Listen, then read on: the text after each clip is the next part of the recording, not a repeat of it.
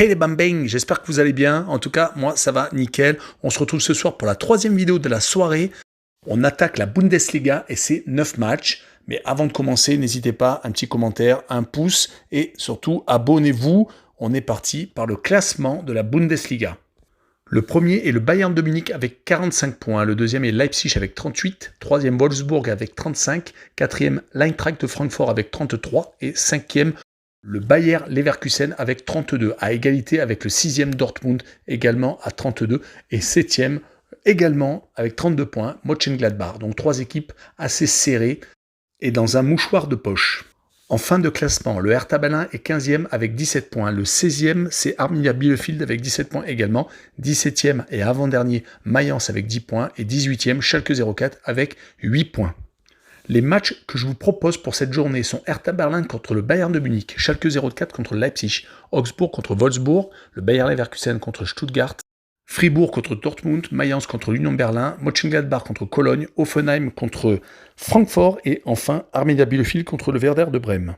Attaquons avec le Bayern de Munich premier qui se déplace chez le 15e, le Hertha Berlin. À l'extérieur, les Munichois, c'est 7 victoires en 10 déplacements et 23 buts marqués et 14 encaissés. Concernant les Berlinois, en 9 réceptions, c'est 2 victoires de nul et 5 défaites. Sur les 6 dernières confrontations directes, Coupe d'Allemagne et Bundesliga compris, 5 victoires munichoises lors de leurs 5 derniers matchs et une victoire du Hertha Berlin en 2018. Sur la tendance actuelle, les Berlinois, c'est moyen, car depuis la 14e journée où ils se sont imposés contre le dernier Schalke 04, ils ont enchaîné 4 défaites et 1 match nul.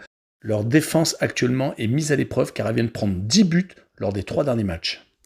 Tandis que le Bayern de Munich, depuis leur double défaite contre Mönchengladbach et contre Kiel en Coupe d'Allemagne, qui les avait quand même fait redescendre de leur nuage, ils sont sur 4 victoires consécutives et lors des 2 derniers matchs, leur attaque a marqué 8 buts. Pour ce match, il y aura donc une grosse attaque contre une mauvaise défense. Je vois donc une victoire 3-1 de Munich avec un plus de 2,5 buts sur le match. Passons à Schalke 04, dernier contre Leipzig, second. À domicile, une victoire pour Schalke et 7 défaites, 19 buts encaissés, quasiment 2 par match en 10 réceptions. Leipzig à l'extérieur en 9 déplacements. C'est 3 victoires, 4 nuls et 2 défaites. Et lors des 6 dernières confrontations directes, c'est 4 victoires de Leipzig, une seule victoire de Schalke en 2019 à Leipzig d'ailleurs et un match nul en 2018. Sur les tendances actuelles, le dernier de classement a gagné son seul et unique match lors de la 15e journée. Depuis, malheureusement, ils ont 4 défaites et un match nul, en marquant très peu de buts, malheureusement. Concernant Leipzig, c'est quand même beaucoup mieux. Il reste sur 2 victoires consécutives, une en coupe contre Bochum en Coupe d'Allemagne et contre Leverkusen dans le match qui sentait le podium à la 19e journée, le 30 janvier, 1-0 contre donc le Bayer Leverkusen. Il est tout de même à noter que Leipzig reste sur 2 contre-performances à l'extérieur, à Mayence où ils se sont inclinés et à Wolfsburg de partout. Car avant, ils gagnaient quasiment tous leurs matchs à l'extérieur. C'est pour cette raison que je mettrai un 3-0 pour Leipzig à l'extérieur avec Leipzig qui met plus de 1,5 buts à l'extérieur. Le match suivant est Augsbourg 13e qui reçoit Wolfsburg 3e. À domicile, Augsbourg c'est 3 victoires en 10 matchs, moyen. Wolfsburg à l'extérieur, c'est 3 victoires également, mais 5 matchs nuls en 10 déplacements et seulement 2 petites défaites. Sur les 6 dernières confrontations de 2018 à 2020, c'est 3 victoires de Wolfsburg et 3 matchs nuls. Concernant la tendance actuelle, Augsbourg est une équipe qui perd contre les grosses équipes, comme le démontre leur défaite à Dortmund lors de la 19e journée et la défaite à domicile contre le Bayern de Munich lors de la 17e. Et ils ont surtout une fâcheuse tendance à perdre à domicile. À part leur victoire lors de la 18e journée contre l'Union Berlin, ils restaient sur un grand nombre de défaites. 4 en l'occurrence. Pour Wolfsburg, c'est vraiment l'équipe en forme du moment. Sur les 4 derniers matchs, toutes compétitions confondues, 4 victoires et sans encaisser de but. 4 clean sheets d'affilée, dont un contre le Leverkusen tout de même. C'est pour cette raison que je vois Wolfsburg s'imposer 1-0 à Augsbourg et je vois le Drew no bet avec le match nul remboursé.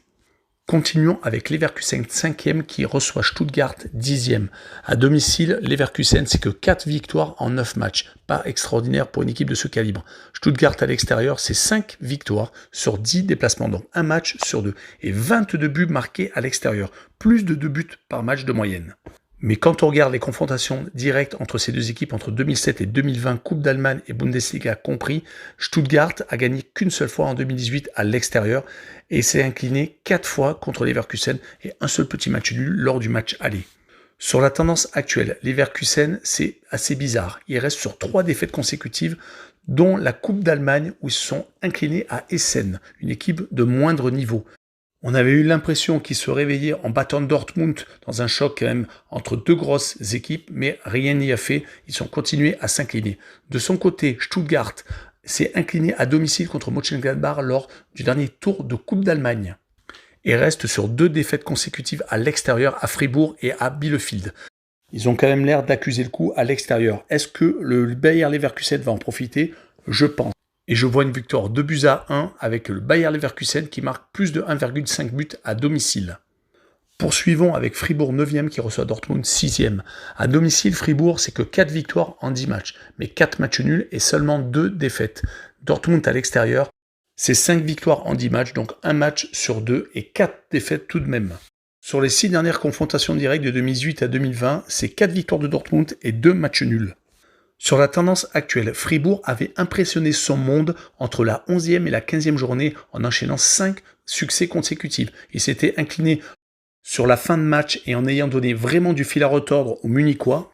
Cela reste tout de même une équipe très compliquée à jouer. Leur dernière défaite contre Wolfsburg ne devrait pas leur porter préjudice. Côté Dortmund, ils viennent d'enchaîner 2 victoires d'affilée, dont une en Coupe d'Allemagne. Ça leur a redonné le sourire, car même après le changement d'entraîneur où Favre a été licencié, ça n'a apparemment pas changé grand-chose. Ils se retrouvent tout de même assez distancés au classement. Pour cette rencontre, je verrai un match nul 2 buts partout et je verrai les 2 équipes qui marquent. Continuons avec Mayence 17e qui reçoit l'Union Berlin 8e. À domicile, Mayence c'est une seule petite victoire en 10 réceptions et 7 défaites. 9 petits buts marqués, même pas un but par match. L'Union Berlin, de son côté, c'est assez équilibré en 9 déplacements, c'est 3 victoires, 3 nuls et 3 défaites. Sur leurs 3 dernières confrontations directes, c'est 2 victoires de Berlin et 1 match nul sur les 2 dernières années.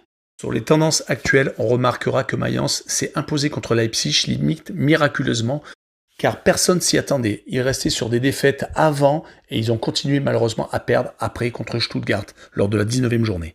C'est une équipe qui finit souvent les matchs en marquant 0 but et qui malheureusement en prend beaucoup.